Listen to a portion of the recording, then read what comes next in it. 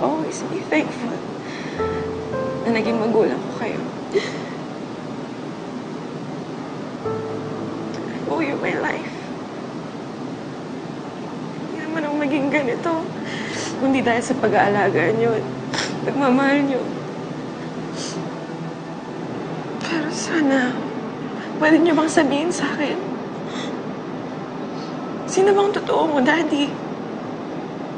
Sino ang totoo kong mami? Anak ka na kaibigan ni Marlon. Marlon? Sino po siya? Dati kong kaibigan. Kasama ko sa trabaho. Anak daw po pala ako ng kaibigan niya. Ano po pangalan niya?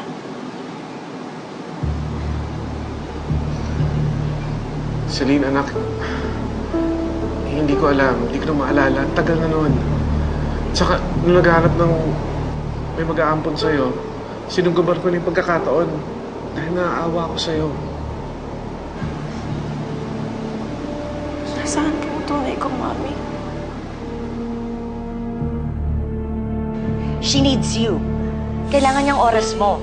Hindi yung pasulpot-sulpot ka lang. Kung kailan ka lang nakakatakas kay Bettina. She needs a full-time father. At mangyayari lang yon kung hihiwalayan mo yung asawa mo. Alam mong imposible mangyari yon. Ano ka ba? Akala ko ba tanggap mo na yan? Akala ko rin. Until manganak ako. Until mayakap ko yung anak natin.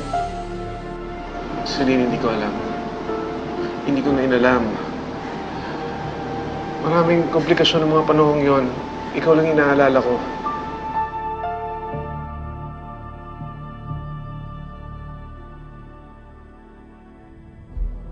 So wala rin pala.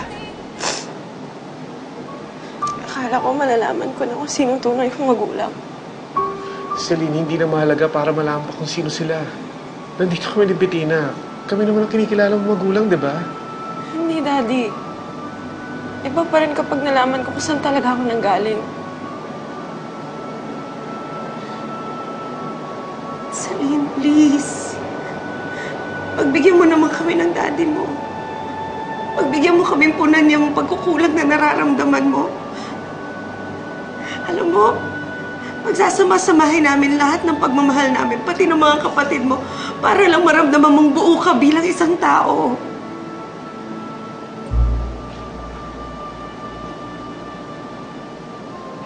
Celine, marami na tayong pinagdaanan bilang isang pamilya. Itong pagsubok na to, kaya natin to, kakayanin natin to, Celine. Kinakailangan lang kasama tayo bilang isang buong pamilya. Anak, naiintindihan mo ba ako?